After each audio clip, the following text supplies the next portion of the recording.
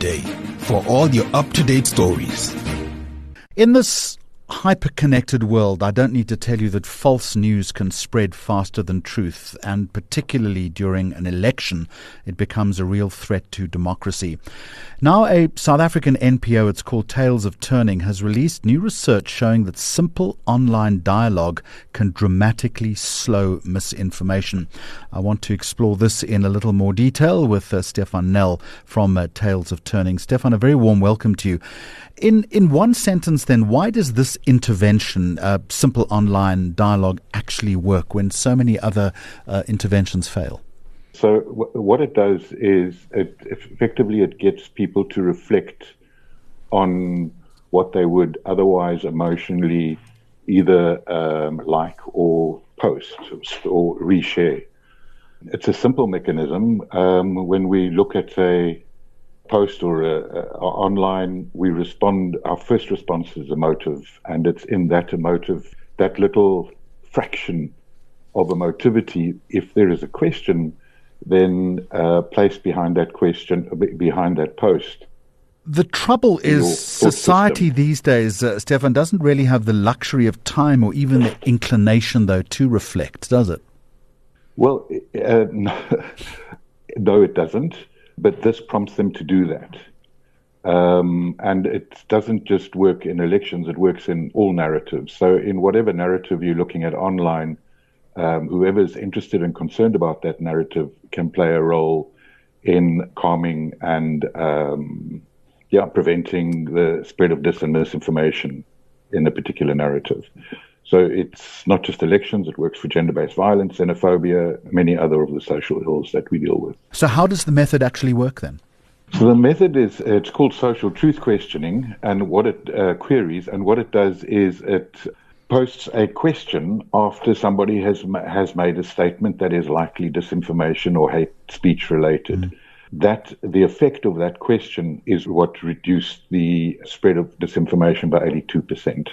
Why do you think that humans or the human touch then beats an algorithm in this space?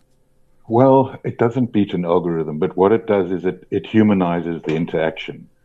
The thing on social media, there's this 1 to 9 to 90 ratio in social media. Just very briefly, 1% of social media make the noise, 9% of social media interact with that noise, and 90% of social media observe. So what we do is we look for allies in whatever narrative is online, people who are speaking out in against, for argument's sake, gender-based violence.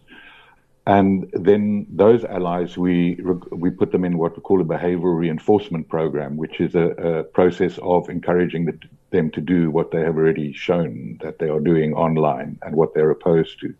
And that farms the 90%. So there are many, many more good actors on social media than there are bad actors. And we only see the noise from the bad actors.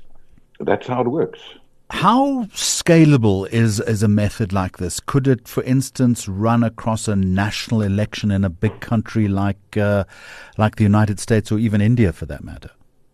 Well, so there is, of course, we're exploring AI as a possibility in this. There's a really strong possibility that AI could generate the initial truth questioning, but our purpose is to deepen the conversation online. So from a Tales of Turning perspective, we look at what's happening on social media. We don't have purchase over the algorithms, over the platforms, or for that matter, the kind of legislative framework that would be required to affect the kind of rules that they are producing in the US and other places. So our focus has been really on the users or people online, and how can they play a role in taking charge of the space that they are in. And I think that a combination of both AI and this deepening the conversation, which is another part, we use a number of methodologies, and this is one of the methodologies. What it does is it gives us the opportunity to deepen conversations where people are projecting their unhappiness online. How do you prevent your method, though, from becoming part of the noise or even being dragged into the online conflict that you're trying to prevent in the first place? So the first thing, we started doing this in experimenting in this field in 2020, and we started with xenophobia, which is a really interesting field because it's very reactive. we quickly learned that people who are angry online, they need to be heard. That's partially why they are projecting like that. And it's to engage them in a way that is not provocative, to engage them in a way that is that gets them to reflect. So what happens is you can't get rid of the original post, and of course many of those posts are generated by bots as well. The effect of both bots and human-generated posts, that's what it does. It reduces it by 82%. We've done research on this for years, and we're very, very pleased that we now have evidence to back it. So what then do you think the biggest barrier is to getting platforms to integrate your approach? Well, platforms don't have to integrate it. And the thing is that people migrate from platform to platform. So the approach applies to all the platforms. Effectively, wherever you find yourself in social media, you can apply this methodology to whatever cause you're aligned to.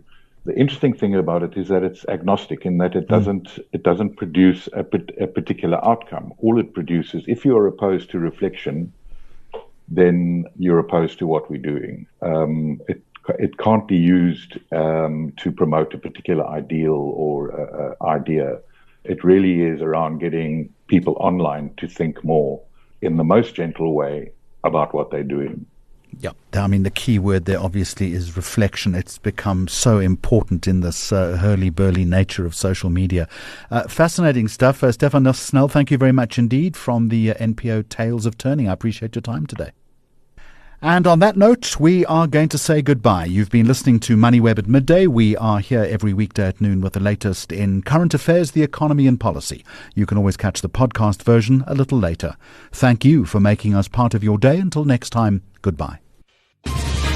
Listen to the daily live stream of MoneyWeb at midday or download episodes on moneyweb.co.za, the MoneyWeb app, Apple Podcasts and Spotify. Or follow MoneyWeb News on social media for more updates. MoneyWeb, your trusted source